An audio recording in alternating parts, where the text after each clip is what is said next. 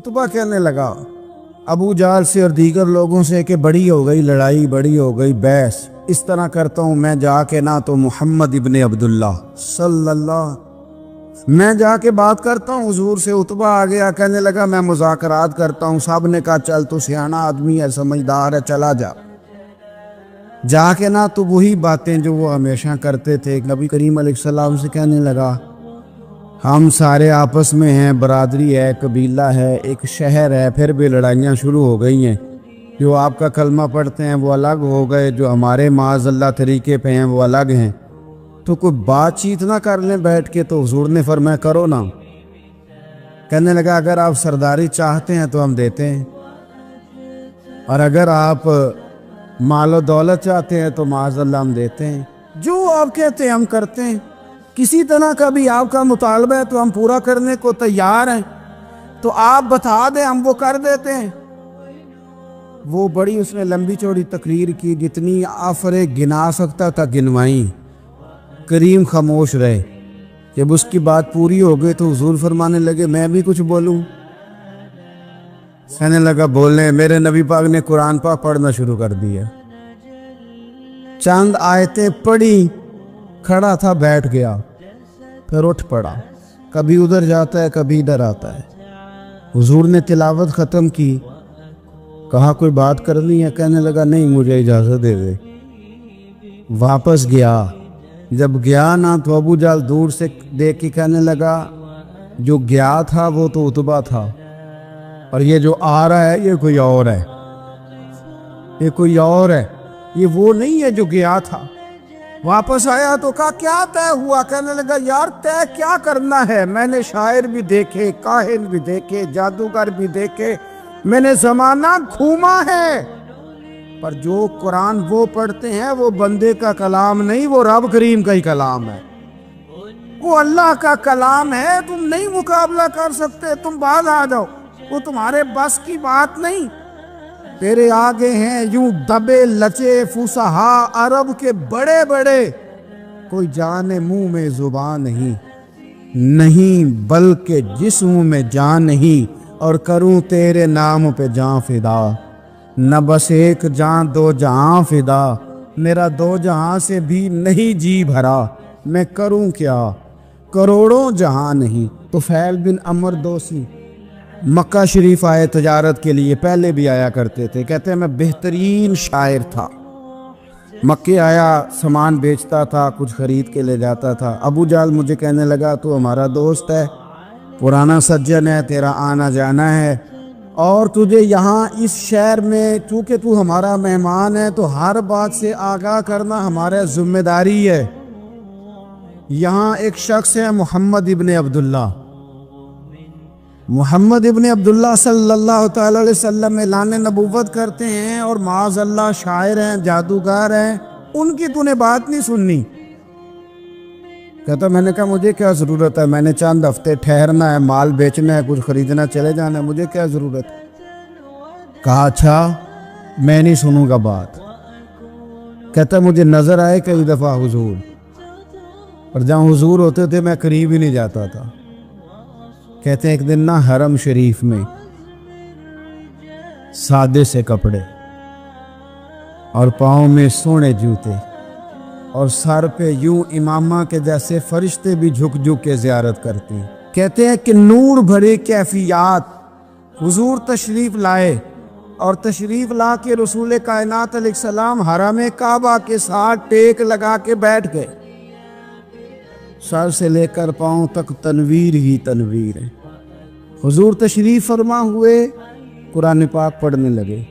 میں جب حضور کے قریب سے گزرتا تھا تو کانوں میں روئی دے کے گزرتا تھا، پر طفیل کہتے ہیں آج نہ تھوڑی سی آواز میرے کانوں میں گئی، قرآن پڑھا محبوب نے۔ اور ویسے بھی کیا کمال ہوگا جب یاسین والے نبی خود یاسین پڑھتے ہوں، جب طٰہٰ والے نبی اپنی زبان سے طٰہٰ کی تلاوت کرتے، وَالضُّحَىٰ وَاللَّيْلِ إِذَا سَجَىٰ جن کے بارے میں آیا جب وہ تلاوت کرتے ہو، الم نشرح لک صدرک جن کے سینے کی تعریف اللہ نے کی، جب وہ ان آیتوں کی تلاوت کرتے ہوں گے تو کیا شان ہوگی۔ جن کو رب کہے وَلَسَوْفَ يُؤْتِيكَ رَبُّكَ فَتَرْضَىٰ، حبیب تجھے اتنا دوں گا کہ تو راضی ہو جائے گا۔ تو جب حضور خود یہ آیتیں پڑھتے ہوں گے تو انداز کیا ہوتا ہوگا؟ کہتے وہ تھوڑی آیتیں سنی پر قربان جائیں میرا تو کو دل ہی بدل گیا۔ میں بڑا بہترین شاعر تھا، لفظوں کے تراشے مجھے خوب آتے تھے، الفاظ کے بام و در سے میں آگاہ تھا، اچھا ادب میں جانتا تھا، پر میں نے کہا یہ کلام، یہ انداز، لو انزلنا ھذا القرآن علی جبل لرأیتہ خاشعا متصدعا من خشیۃ اللہ، یہ انداز پتھروں پہاڑوں پہ جائے تو وہ ریزہ ریزہ ہو جائیں۔ کہتے ہیں تھوڑا سا پڑا قریب نے اور پھر نظریں جھکائے ہوئے حضور اپنے گھر گئے، سرکار چلے تو میں پیچھے پیچھے، حضور گھر میں چلے گئے تو میں نے دروازے پہ دستک دی، باہر آئے، سلام لی، میں نے کہا محبوبہ وہ جو آپ پڑھ رہے تھے تھوڑا اور نہیں سنا دیتے، تھوڑا اور نہیں تلاوت کر دیتے؟ کہتے ہیں رسول پاک نے نا پھر قرآن پڑھنا شروع کیا۔ میں کبھی بیٹھتا تھا کبھی اٹھتا تھا، جب حضور نے تلاوت مکمل کی تو میں نے آگے بڑھ کے ید اللہ والا ہاتھ تھاما اور دست مبارک پکڑ کے کہا سونیا، یہ مجھے کہتے تھے نہ سننا، میں نے زمانہ دیکھا ہے، میں کوئی عام آدمی نہیں، میں سردار ہوں، میں نے دنیا دیکھی ہے، مجھے قسم ہے جو آپ کی زبان سے نکل رہا ہے وہ بشر کا کلام نہیں، آپ مجھے کلمہ پڑھائے میں مسلمان ہونا چاہ کر۔ بڑے بڑے کفل ٹوٹے، حضرت عمر بھی آئے تو آئے قرآن کی تاثیر کی برکت سے۔ حضرت صدیق اکبر نہ اپنے گھر کے سین میں بیٹھ کے قرآن پاک پڑھتے تھے تو رویا کرتے تھے، روتے تھے۔ مکے کے کچھ سردار کٹھے ہو کے نبی کریم کی بارگاہ میں گئے، کہنے لگے ایک تو صدیق اکبر کو منع کرے کہ قرآن اونچا نہ پڑھا کرے، اور اگر اونچا پڑھنا ہے تو پھر اسے کہیں پڑھ کے رویا نہ کرے۔ حضور نے فرمایا اپنے گھر میں بیٹھ کے پڑھتا ہے روتا ہے، تمہیں کیا ہے؟ یا رسول اللہ، یہ ابو بکر صدیق جب قرآن پاک کی تلاوت کر کے روتے ہیں نا تو ہماری بچیاں بھی رونے لگتی ہیں، ہماری عورتیں گھر کا کام کاج چھوڑ کے تو صدیق اکبر کے دروازے پہ کھڑی ہو کے روتی رہتی۔ حضور ان سے کہیں یہ قرآن سے جو شغف ہے ان کا، کہاں گئے مسلمان جو قرآن پڑھنے والے تھے، کدھر گئے؟ سارا کچھ ہی ہمارا موبائل لے گیا۔ میں کس طرح یہ بات بیان کروں کہ کچھ لوگوں نے رمضان میں بھی قرآن پاک ایک بھی ختم نہیں کیا، رمضان شریف میں بھی ایک قرآن پاک کی توفیق نہیں ہوئی، لے گیا سارا کچھ ہماری خوش گپیاں، کمال ہو گئی، ہم نے سوچا ہی نہیں، فکر ہی نہیں کی۔ سنگیوں واپس آؤ، قرآن پاک سے پیار کرو، قرآن پاک سے محبت کرو، قرآن کی تعلیم حاصل کرو۔ لوگ کہتے ہیں میں بوڑھا ہو گیا ہوں، زبان موٹی ہو گئی ہے، قرآن کیسے سیکھوں؟ 38.5 سال کی عمر میں کلمہ پڑھا حضرت صدیق اکبر نے۔ کچھ صحابہ ان سے بھی عمر میں زیادہ تھے تو بڑی عمر میں دین سیکھا کہ چھوٹی عمر میں سیکھا؟ ہمیں کیا ہو گیا ہے؟ قرآن پاک کی طرف توجہ کرو۔ میرے نبی پاک علیہ السلام نے فرمایا اس قرآن کی برکت سے اللہ قوموں کو عروج عطا کرے گا، اس کی برکت سے ہی قوموں کو زوال ہوگا۔ حضرت عائشہ صدیقہ کہتی ہیں حضور رات کو نماز کی نیت باندھتے تھے تو ایک ہی آیت پڑھتے تھے، ساری رات ایک ہی آیت پڑھتے رہتے تھے، روتے رہتے تھے، اور جب حضور روتے تھے تو جس طرح ہنڈیا ابلے تو آواز آتی ہے اس طرح حضور کے سینے سے آواز آتی تھی۔ جبیر بن مطعم کہتے ہیں میں بدر کے قیدیوں کے بارے میں بات کرنے آیا حضور سے، نبی پاک مغرب کی جماعت کرا رہے تھے، جب میں مدینے پہنچا تو مسجد نبوی کے باہر کھڑے ہو کے میں نے حضور کی تلاوت سنی۔ فرماتے بس میں تو بات کرنے آیا تھا نا، تو وہ آیتیں سنی تو مجھے یوں لگا مجھ پہ بجلیاں گر رہی۔ کون ہے جو میرے دل کے کفر اور کفل دھو رہا ہے؟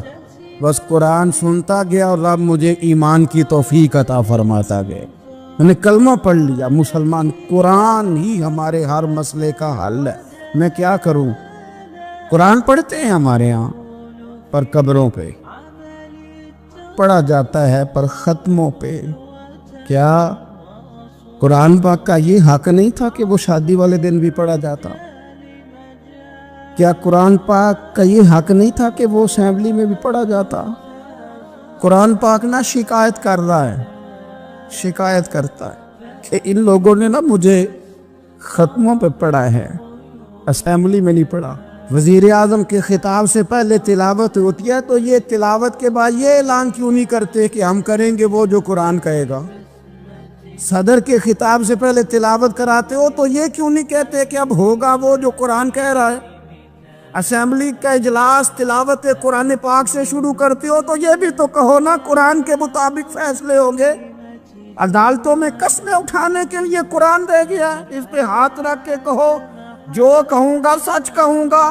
آج کے بعد وکیل بھی ہاتھ رکھے نا قرآن پاک پہ، جج بھی ہاتھ رکھے قرآن پاک، گواہ بھی رکھے، ملزم بھی رکھے اور مدعی بھی بتائے کہ اس نے پرچہ صحیح درج کرایا ہے، اس نے صحیح درج کرایا ہے، نام صحیح لکھوائے، اور یہ سارے بتائیں جج سے لے کر ملزم تک کہ ہم فیصلہ وہ کریں گے جو قرآن پاک نے ہمیں کہا۔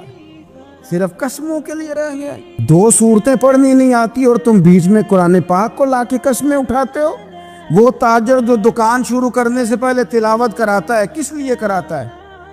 کہ میں تجارت قرآن پاک کے مطابق کراؤں گا، اس لیے کراتا ہے۔ وہ تو کہتا ہے ذرا دکان صحیح چلے، ذرا برکت آ جائے۔ برکت نری تلاوت کرانے سے نہیں آئے گی، قرآن کے مطابق تجارت کر، پھر زیادہ برکت آئے گی۔ نبی پاک صلی اللہ تعالی علیہ وسلم کی حدیث اور روایت کرتے ہیں حضرت سلمان فارسی رضی اللہ تعالیٰ عنہ، اور ساتھ ہیں سیدنا بلال حبشی رضی اللہ تعالیٰ۔ فرماتے ہیں ہم نہ گھر سے نکلے، حضور نے فرمایا ذرا جلدی چلو، ایک ضروری کام ہے۔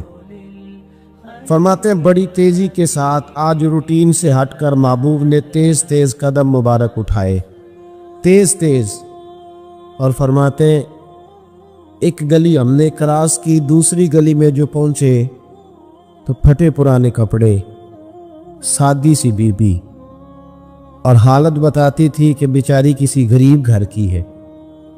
وہ سڑک پہ کھڑی تھی اور رو رہی تھی۔ میرے کریم رسول نے فرمایا بلال اسے پوچھو کیا مسئلہ ہے، کیوں روتی ہے؟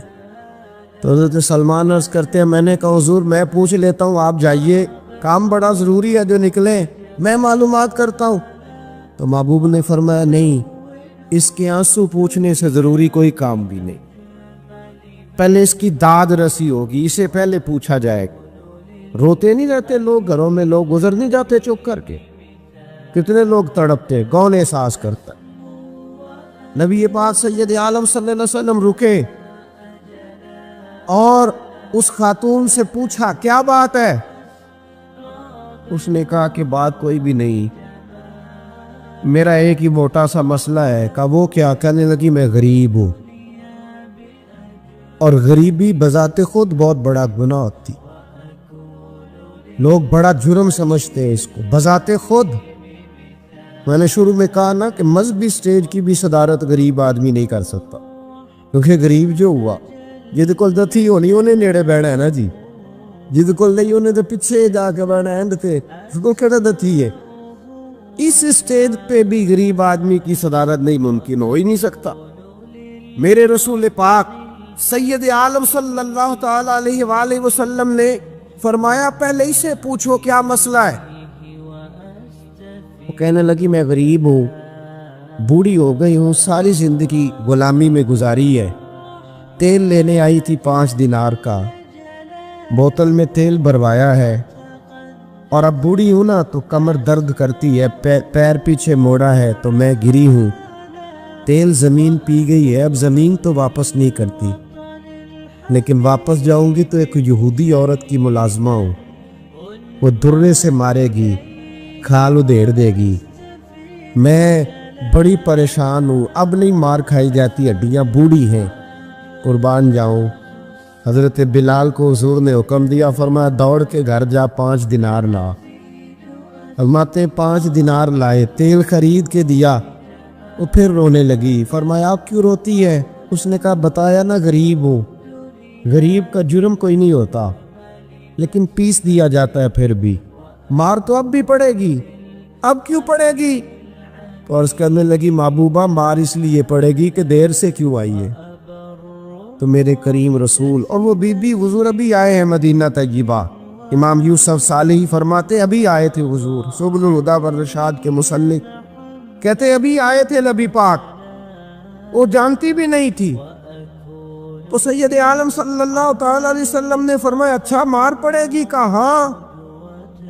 او بھائی کونسلر جو کل آپ کو کہہ رہا تھا نا میں آپ کا خادم ہوں، کونسلر بے گناہ، بلکہ ہمارے ایس ایچ او صاحب اگر چودھری پہ پرچہ آ جائے تو اس کو ٹیلی فون کر کے پوچھتے ہیں صاحب جی تہاڈے خلاف درخواست آئی ہے، کی کرنا ہے؟ تو غریب آدمی بیچارہ، اس کی غلطی یہ تھی کہ وہ غریب تھا تو اس نے ریڑھی لگا لی چوک میں، اس کو دبوچ کے لے گئے، تینوں پتہ نہیں اتنے نہیں کھلوئی دا۔ اس کے پاس کل انویسٹمنٹ ہی 5000 تھی، سارا لے گئے۔ پھر وہ کونسلر صاحب کے پاس چلا گیا، سر میرے نال چلے آدھے ذرا میں تھانے جانا ہے۔ انہوں نے کہا گڈی کرائی آ، پیسے ہیں نہیں ایویں تھانے جائی دا ہے۔ اب وہ گاڑی لایا ہے، پتہ نہیں کہاں سے لایا ہے، تھانے پہنچا ہے۔ اور یہ ہے ہمارا حال کہ وہ ایس ایچ او بھی بیٹھا ہے کرسی پہ اور کونسلر بھی کرسی پہ بیٹھا ہے اور وہ غریب پیروں میں بیٹھا ہے اور ہاتھ باندھ کے کہہ رہا میری ریڑھی دے چھڈو، میری 4 دیا نے تو میں شامی کھانا کھانا۔ کدھر گیا امت کا وہ ذوق؟ ساری زندگی نعتیں سننے والوں بتاؤ تو صحیح، نعت نے تاثیر کیا دی ہے روح؟ اگر ابھی بھی گھاڑی غریب کے پاس کھڑی نہیں ہوتی تو پھر کیا اثر ہوا ساری زندگی نعت سننے کا؟ میرے مصطفیٰ کریم سید عالم صلی اللہ تعالی علیہ وسلم نے فرمایا اس خاتون سے یہاں کونسلر ساتھ نہیں جاتا، کہتا ہے کر دیا ٹیلی فون، سویرے 9 بجے پہنچ جانا۔ پر کائنات کی سب سے معزز شخصیت حضرت سیدنا بلال حبشی رضی اللہ تعالیٰ عنہ فرماتے ہیں میرے نبی پاک نے فرمایا بی بی چل میں تیرے ساتھ چلتا ہوں۔ گویا اللہ کی ساری رحمتیں اس کے ساتھ ساتھ چلنے لگی، اور آگے آگے نہیں، ساری کتابیں پڑھ لو، وہ پھٹے پرانے کپڑوں والی بی بی آگے آگے اور اللہ کے کریم رسول پیچھے پیچھے، ساری گلیاں اس نے پھرائی، مدینے کی صحرا آ گیا، ایک دروازے پہ دستک دی، مالکن آئی، وہ بی بی بعد میں کہتی ہے میں بھی بڑی ڈاڈی تھی، طاقت ہی نہیں تھی میرے سامنے کو کھڑا ہو سکے، لیکن جب میں باہر نکلی تو میں نے نور کے حالے میں لپٹی ہوئی ایک عظیم ہستی کو دیکھا۔ فرماتے محبوب کے گورے چٹے رنگ کے اوپر کالی زلفیں اور محبوب پاک کی مقدس آنکھیں جب تک بات کرتے رہے نظریں زمین پہ جھکی رہی۔ شرم و حیا والے رسول نے بڑے میٹھے، بڑے دھیمے، بڑے خوبصورت لہجے میں کہا، بریلی کے امام فرماتے نیچی نظروں کی شرم و حیا پہ درود۔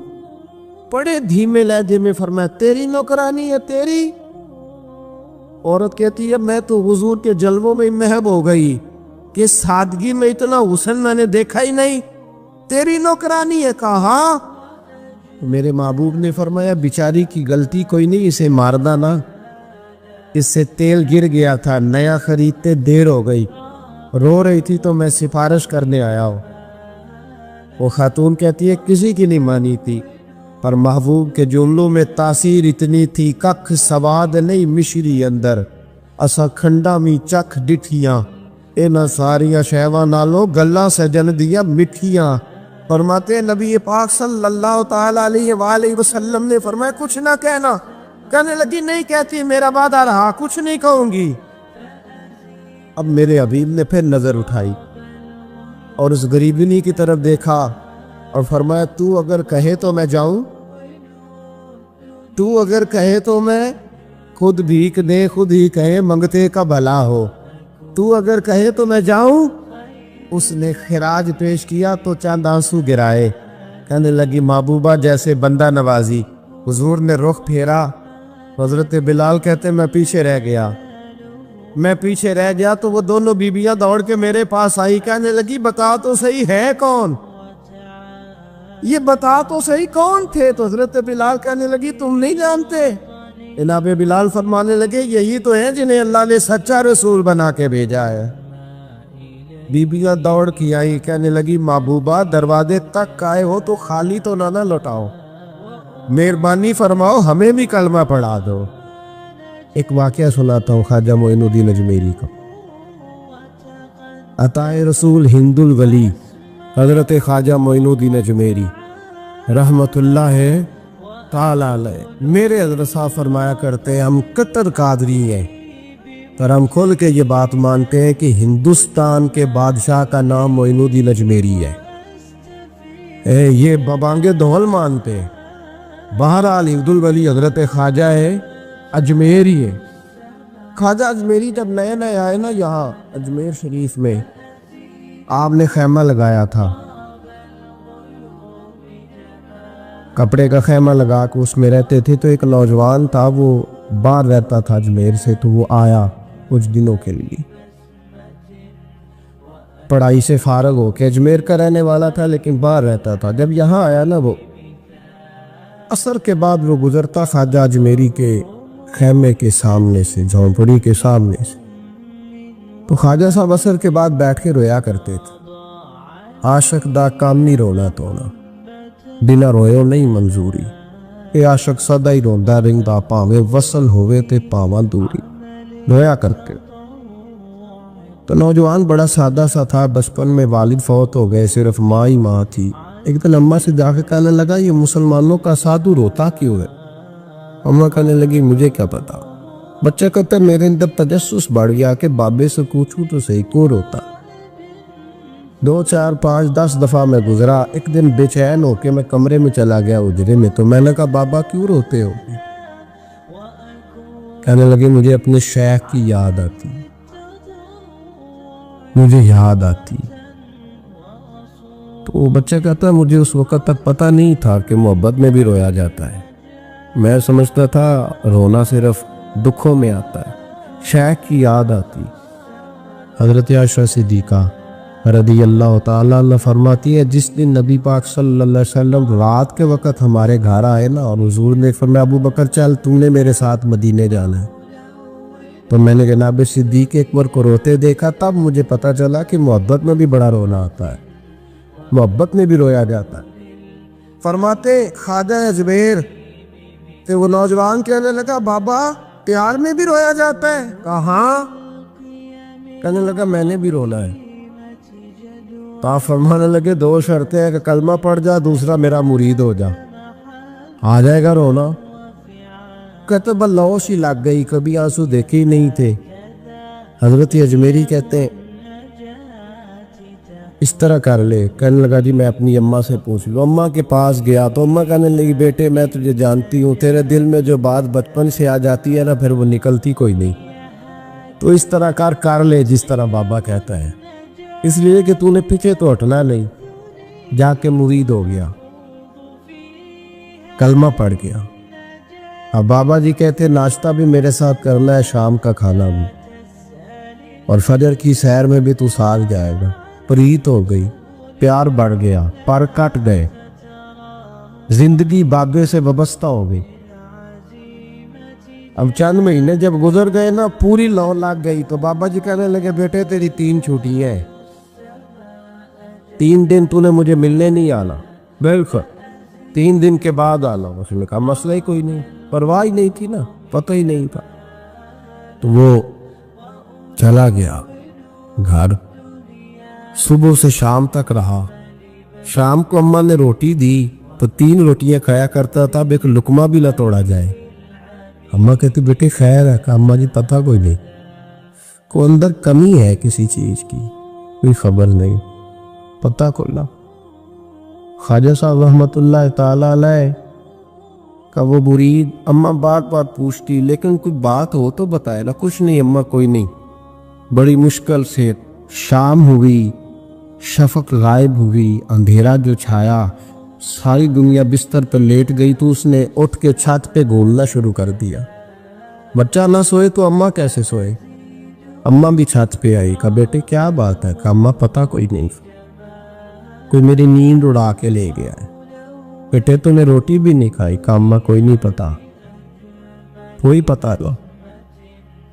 جب 12 بجے کے بعد کا وقت آیا تو پھر ہلکے ہلکے آنسو نکلے، اور جب سحری چمکی تو دھاڑے مار کے رویا۔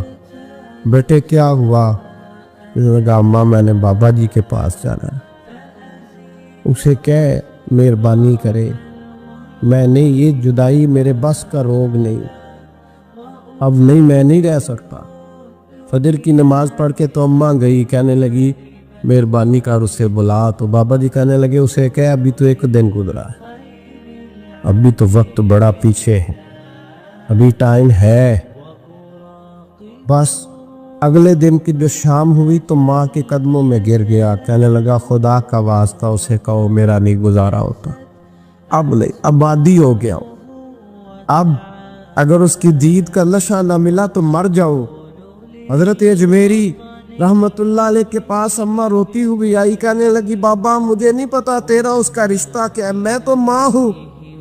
اس کے آنسو گرتے ہیں تو میرا کلیجہ پھٹتا ہے، وہ جب روتا ہے تو میری جان نکلتی ہے، مہربانی کر اسے دید کا نشہ دے، میرا بیٹا ہے، بلکتا ہے، دیکھا نہیں جاتا۔ جب یہ لفظ کہے تو آپ فرمانے لگے ماں تو اویس کرنی کی ہو تو میرے رسول دیدار منع کر دیتے ہیں، تو ماں بن کے آئی ہے تو تجھے کیسے روک دوں؟ فرمایا جا اسے کہہ آ جائے۔ اب وہ وہاں سے نکلا تو دوڑا آیا اور آ کے کھڑا ہوا تو حضرت اجمیری مریدوں کو سبق پڑھا رہے تھے، کتاب کھلی ہوئی، بات ہو رہی تھی مریدوں کے ساتھ گفتگو ہو رہی۔ وہ آ کے کھڑا ہو گیا، ایک نظر یوں اٹھائی تو دروازہ، بڑی دیر سے کھڑا، یوں نظر اٹھائی اس کی طرف دیکھا، بس دیکھا ہی تھا کہ وہ دھاڑے مار کے رونے لگا۔ تو حضرت اجمیری نے مسکرا کے ایک جملہ کہا، فرمایا پتہ چل گیا محبت میں بھی رونا آیا کرتا ہے، پتہ چل کے دوڑ کے قدموں میں آیا۔ تو پھر لوگ کہتے ہیں جب وہ آیا نا تو آنسو حضرت اجمیری کے بھی نکل گئے، رو پڑے، آہیں نکلی۔ فرمانے لگے بیلیا رات سویا نہیں نا؟ کہا حضور نہیں۔ فرمایا میں بھی نہیں سویا، تو اگر بیدار تھا تو کل شام روٹی نہیں نہ کھائی؟ حضور نہیں کھائی۔ فرمایا میں نے بھی کوئی نہیں کھائی۔ یہ محبت دو طرفہ ہوتی ہے، یک طرفہ تھوڑی ہوتی، اگر تو نے نہیں کھائی تو میں نے کب کھائی؟ میرے بھائی، ہمارے مشائخ نے محبت کی زنجیروں میں باندھا مریدوں، وہ بند کا گزارے ہی نہیں ہوتے تھے، وقت ہی نہیں گزرتا، صبح اور شام میں وابستہ رہتی تھی، کوئی پابندی نہیں تھی ان پر، ان کی طرف سے کوئی جبر نہیں تھا، لیکن یہ غنگ، یہ انداز، یہ ڈھنگ، پھر جو شیخ کی یاد میں رونا سیکھ جاتا تھا نا، اس کے لیے مدینے کی یاد میں رونا آسان ہو جاتا۔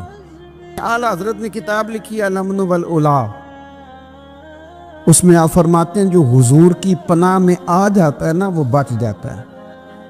اللہ کرے آپ کو سمجھ آئے میری بات کی، جو حضور کی پناہ میں آ جاتا ہے، وہ جو دنیا دار رہتا ہے، مالدار رہتا ہے، حضور کی پناہ میں نہیں آتا وہ بے سکون رہتا ہے۔ فرماتے ہیں یہاں دنیا میں بھی حضور کی پناہ میں آ جاؤ، آج لے ان کی پناہ۔